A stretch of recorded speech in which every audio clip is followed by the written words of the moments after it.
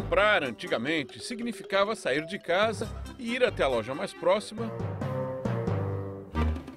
buscar os produtos, levar tudo até o caixa e pagar, dependendo da loja, com dinheiro ou cheque. No final dos anos 90, alguns empreendedores perceberam que havia um enorme potencial na internet para novas formas de compra e pagamento.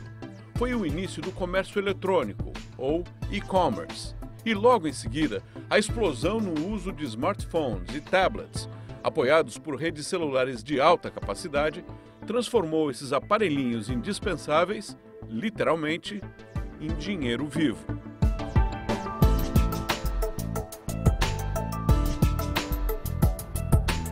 Hoje, mesmo sem saber, nós fazemos milhares de transações eletrônicas todos os dias. I think we consider the e-commerce environment in particular less of a new technology, more a part of our everyday lives, and it's perfectly acceptable and perfectly normal for many of us to interact with both our retail stores and our financial institutions and other companies and individuals that we do business with through our personal computers. And we think of that less as an emerging technology these days and more as a mainstream part of the world we live in. I think about 10% of all of the retail sales volume that occurs in the U.S. marketplace in particular now occurs through that channel. It's the fastest growing or has been the most continually fast growing channel that companies sell their goods and services through. So it is something that's changed the world considerably, and it's here to stay and is now part of the mainstream commerce environment.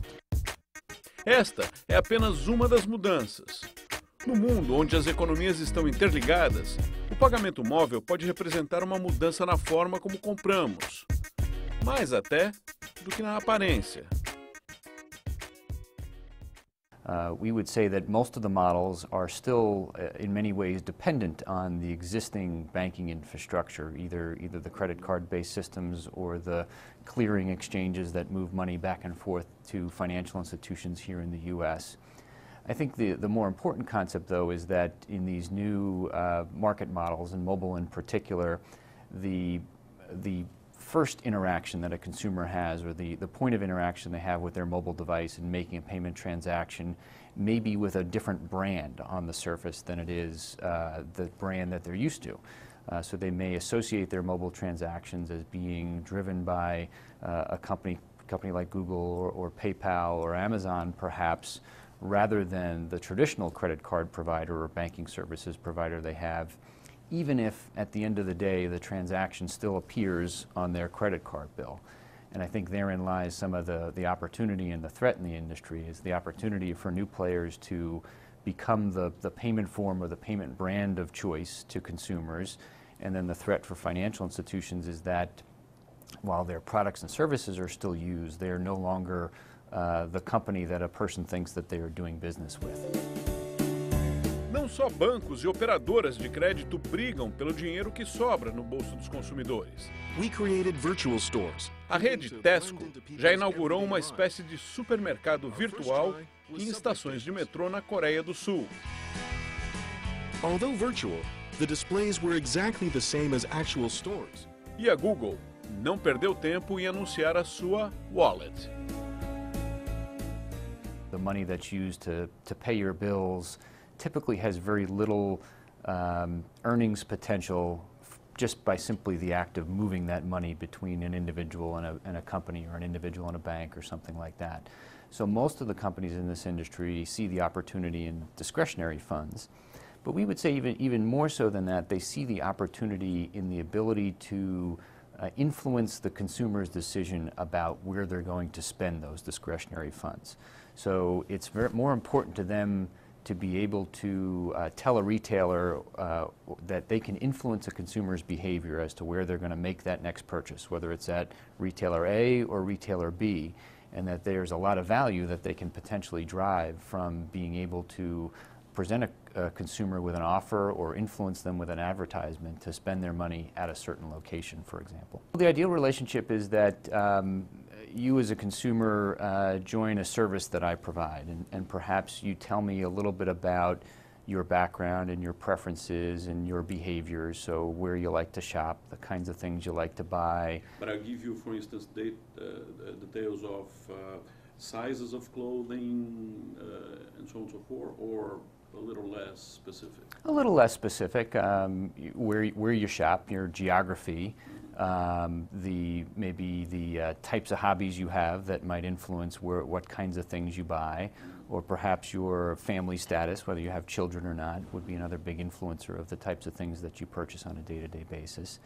And based on these types of information, I would then, and other sources of data that I might learn from your financial institution or maybe the retailers that you already shop with, I would take that information and determine what are the things that you are more or less likely to buy in the future, and then make arrangements with retailers or other places where you might consume goods and services to make an offer to you, to send you an email or a SMS message or some other notification that perhaps when you're walking down a particular street near your favorite retailer, that they have a sale today on something that you bought in the past. Conhecer detalhes sobre os seus clientes pode fazer toda a diferença na disputa pela preferência dos consumidores. Well, obviously I want to get things or receive offers that are going to provide me value. So I'm looking for either discounts on things that I already buy or things that entice me to do something that I have always aspired to do and enable me to conduct those transactions more efficiently, to save some money when I do those transactions, to feel good about what I bought after I purchased it, to be perhaps educated by other consumers through reviews or other information sources when I'm in the purchase process, so that I can feel very good about my purchase. So I, as a consumer, want you, my provider, to provide me with information. I want you to provide me with comparisons, perhaps, and understanding what the best products are to purchase. I want you to tell me, when there's going to be a very good offer available, and then I want you to make it very easy for me to redeem that offer and actually make that purchase so that I can take advantage of it and get my product very quickly and start using it. I think I'm going to be walking down the street and I'm going to receive a text notification on my phone that I'm approaching the coffee shop that I typically like to visit, and that there's an offer today to get a discount on the typical coffee that I order, and that I accept that offer while I'm still walking down the street. It automatically adds that transaction to my payment history for my particular credit card or a debit card product that I have stored in my profile, and that by the time I get to that store, the coffee is waiting for me. Transformar os celulares em nossas carteiras pode parecer uma ótima ideia, já que é possível pagar desde o refrigerante até a passagem do metrô com eles. Mas existem preocupações cada vez maiores com a nossa segurança.